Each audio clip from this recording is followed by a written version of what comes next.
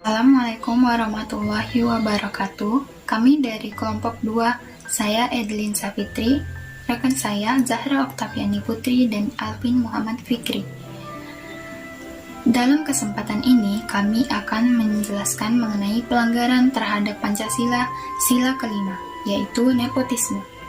Apa yang dimaksud dengan nepotisme? Nepotisme adalah suatu perbuatan di mana seorang yang memiliki kedudukan memilih saudara atau teman akrabnya dalam suatu pekerjaan, bukan karena kemampuannya. Hal ini merupakan perbuatan melawan hukum yang menguntungkan kepentingan keluarganya dan atau kroninya di atas kepentingan masyarakat, bangsa, dan negara. Nepotisme yang merupakan persoalan moral dan budaya yang tumbuh dan berkembang pada semua sistem birokrasi suatu bangsa, baik sektor sosial, ekonomi, maupun politik. Semakin sempit wilayah, maka kekerabatan akan semakin dekat, sehingga nepotisme tidak dapat dihindari. Landasan hukum mengenai nepotisme tercantum dalam Pasal 5 Ayat 1 dan Pasal 20 Ayat 2 dan Ayat 4 Undang-Undang Dasar 1945.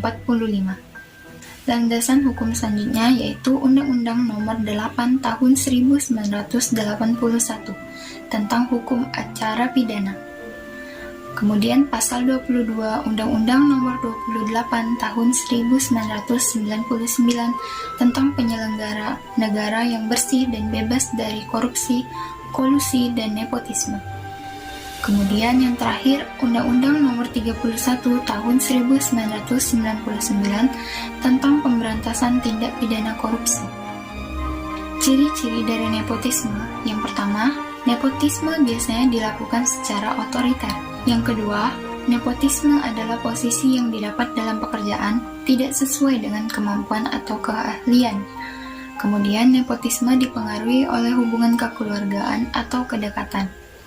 Selanjutnya, nepotisme memiliki kecenderungan kurang atau tidak ada kejujuran dalam menjalankan amanat yang kerap diberikan. Selanjutnya, nepotisme menghalangi kesempatan bagi seseorang yang memiliki hak dan kemampuan mumpuni. Lalu, nepotisme menciptakan adanya kesenjangan sosial, sehingga berisiko memunculkan kegiatan dalam pelaksanaan pekerjaan dan fasilitasnya. Selanjutnya akan dilanjutkan oleh teman saya Zahra Oktaviani Putri. Faktor penyebab nepotisme. Yang pertama, ada faktor internal atau dari manusia. 1. Mentalitas aparat yang buruk. 2. Moral yang tidak baik. Yang ketiga, kemampuan kerja aparat yang tidak memadai. 4. Adanya niat untuk mencari kekayaan, bukan melaksanakan tanggung jawab. 5. Pendapatan yang didapat bagi mereka masih rendah. 6. Desakan ekonomi keluarga. Lalu adapun dari faktor eksternalnya yaitu 1. Iklim politik yang dibangun dan dipertahankan berdasarkan jaringan dan loyalitas politik dengan imbalan material atau finansial atau kekuasaan iklim politik patrimonial.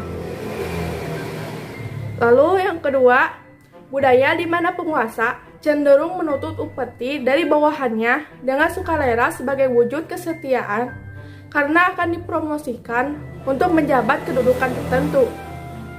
Lalu yang ketiga, manajemen kekuasaan yang seolah memberi kesempatan terjadinya tindak pidana korupsi tanpa adanya pengawasan dan penegasan terhadap kekuasaan yang ada. Lalu adapun contoh nepotisme. Contoh yang paling mudah dari perbuatan nepotisme ini adalah ketika seorang manajer mengangkat atau menaikkan jabatan seseorang karena ia adalah saudara atau teman akrabnya, bukan karena kompetisi atau kemampuannya. Lalu contoh lainnya, pengangkatan gubernur berdasarkan hubungan keluarga atau koneksi terhadap pemimpin yang memiliki jabatan tinggi. Misal pada zaman Presiden Soeharto, ada bapaknya mantan gubernur, ibunya bupati, anaknya gubernur sekarang, dan saudaranya gubernur tempat sebelah. Lalu ada dampak nepotisme. Yang pertama, diskriminasi kesempatan pengembangan diri atau karir seseorang.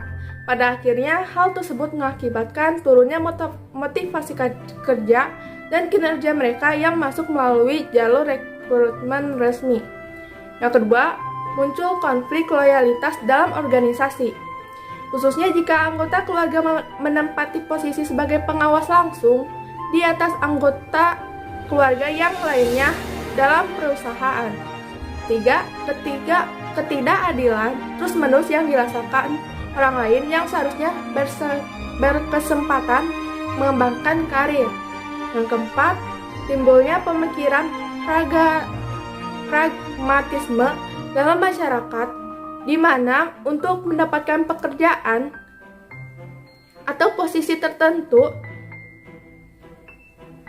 bukan lagi melalui persaingan dan prosedur, tetapi dengan cara nepotisme.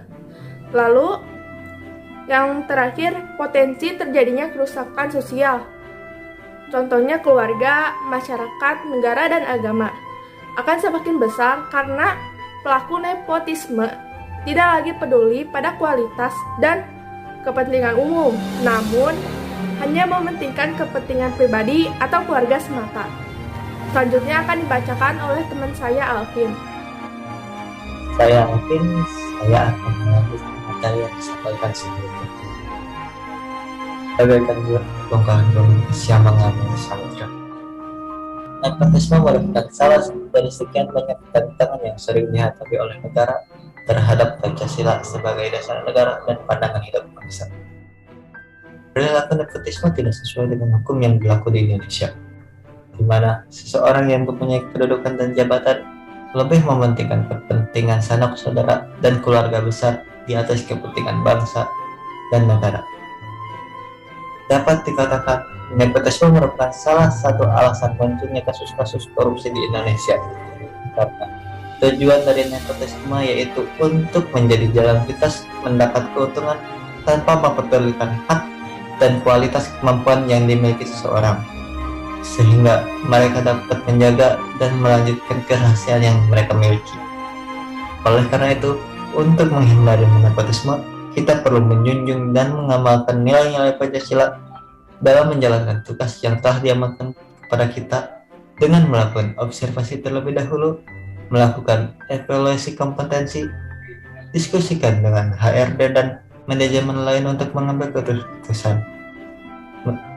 Berilah penilaian secara objektif dan pertimbangkan keuntungan dan buatlah aturan untuk mengatur hubungan antar keluarga dan pekerjaan.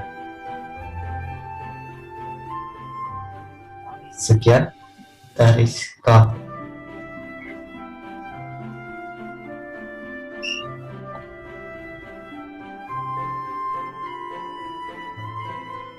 Sekian materi yang dapat kami sampaikan.